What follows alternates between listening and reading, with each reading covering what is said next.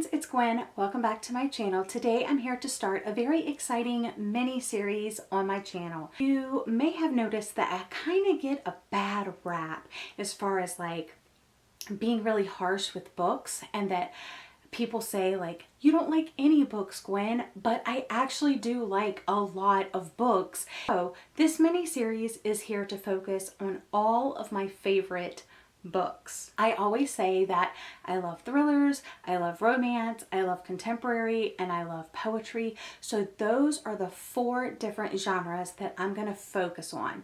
Today, we're going to be talking about my favorite thrillers of all time.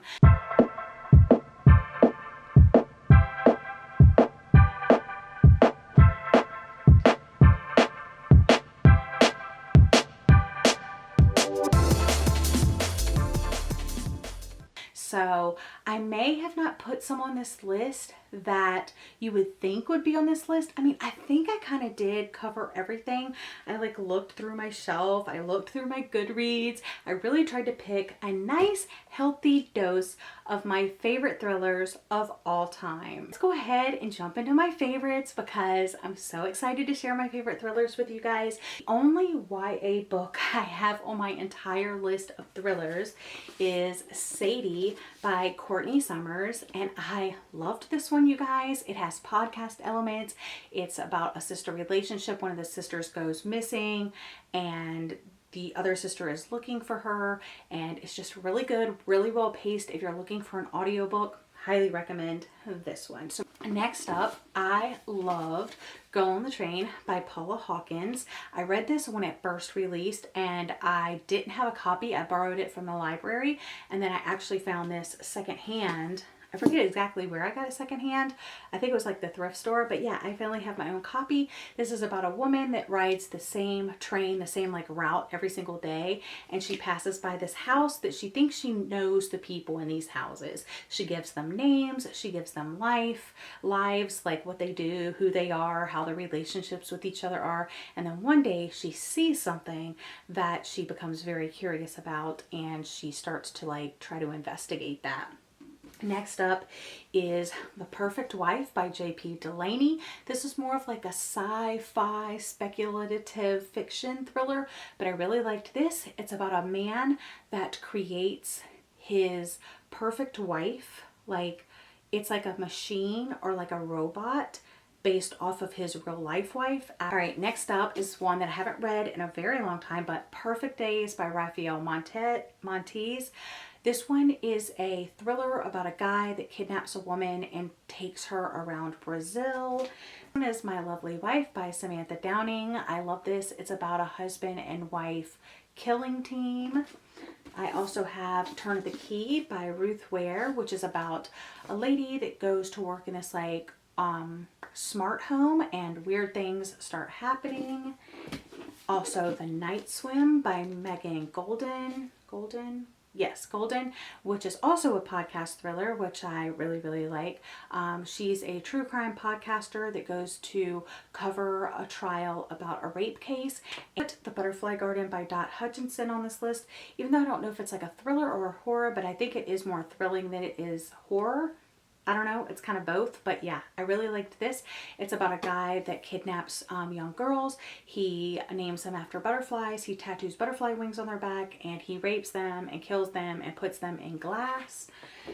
Then I have Final Girls by Riley Sager, which is about this group of women who are the final girls in these very devastating like massacres and stuff like that. Like think about like Freddy Krueger and stuff like that. Like he kills all these people except for like the one girl that gets it away. Those are the final girls, and it's about the 3 of them. They've never had contact with each other before, but now they have, and things are happening. Behind Closed Doors by B.A. Paris, guys. I talk about this all the time. It's one of my favorite books of all time, not just thriller.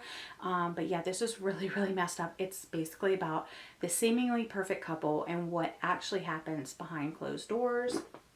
Next up is The Kind Worth Killing by Peter Swanson.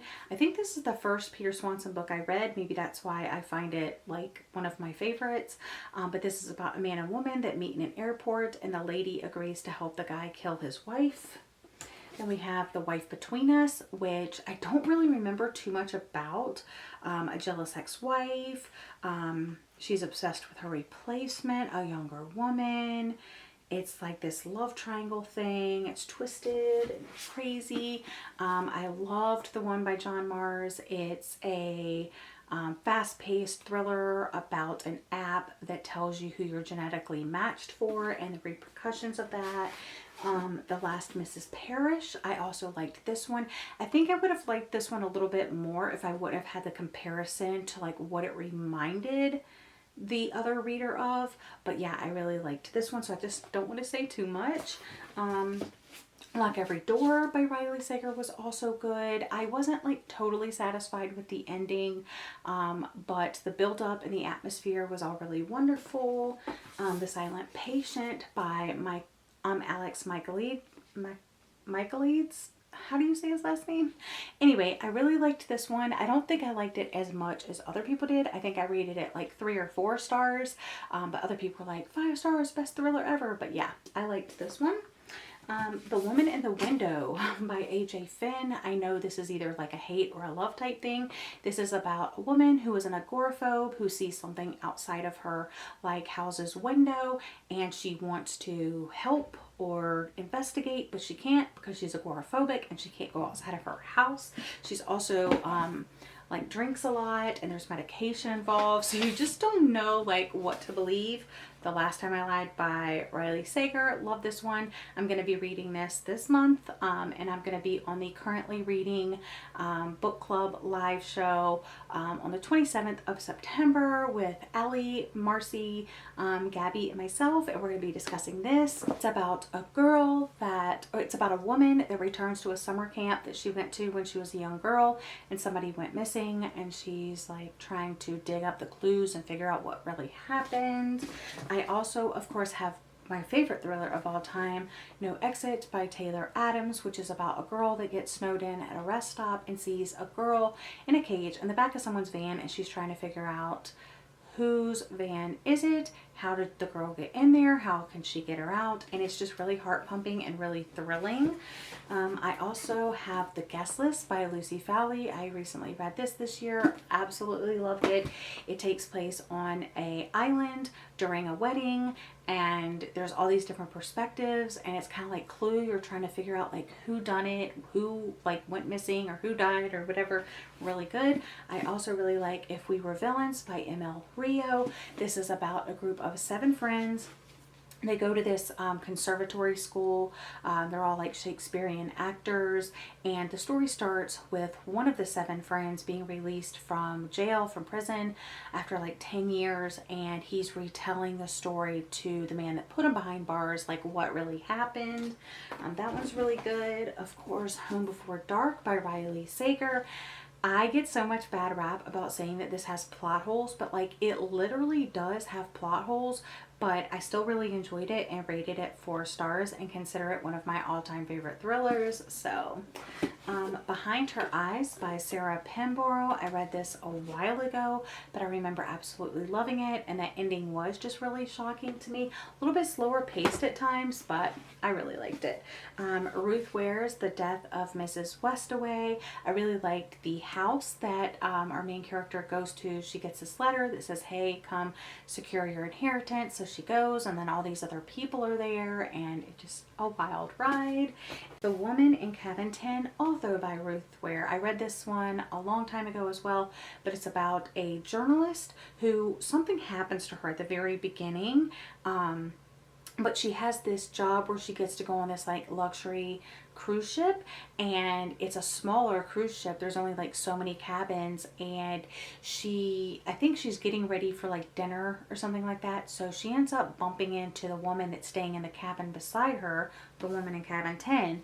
And she like borrows something from her, like mascara or something like that. She goes to dinner, whatever. She's drinking that night, and then there was no woman in cabin 10. So she's thinking like, Did she get thrown overboard? Are they hiding her somewhere? What's going on? Really, really interesting. Last one, the official last one, He Started It by Samantha Downing. I loved it. It's about a cross-country road trip with siblings trying to secure their inheritance, and it's a trip they took as young children, and now they're retaking the same trip, and you're finding out what happened on the original road trip and how it affects the second road trip.